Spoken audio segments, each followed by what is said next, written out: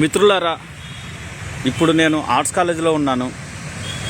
Arts కాలేజీలో మీరు చూస్తున్న ఈ ప్రదేశం అంటే ప్రధాన ద్వారానికి గోడను ఆనుకుని ఉన్న ప్రదేశం.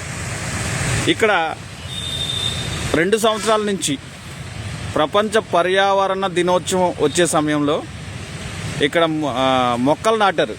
2 సంవత్సరాల నుంచి అక్కడ ప్రధాన ద్వారం దగ్గర నుంచి మీరు చూస్తున్న ఈ ప్లేస్ ఇదంతా మొక్కలు నాటారు.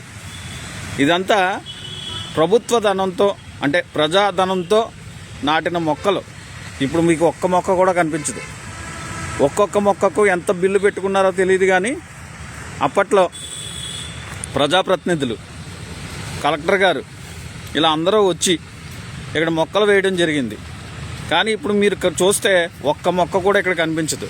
ఇప్పుడు మళ్ళీ జేసీబీలతో ఇక్కడ చదును చేస్తున్నారు. అంటే ప్రజాధనం అంటే ప్రభుత్వాలకు పాలకులకు లెక్కలేదన్నమాట. ఒక్క మొక్క కూడా కనిపించదు మనకి ఇక్కడ. అది ప్రపంచ పర్యావరణ దినోత్సవం వచ్చిన ప్రతిసారి కొన్ని వేల లక్షల మొక్కలు నాటుతారు. ఆ మొక్కలకి భారీగా ఖర్చు పెడతారు. ఇదో రకమైన స్కామ్ అన్నమాట.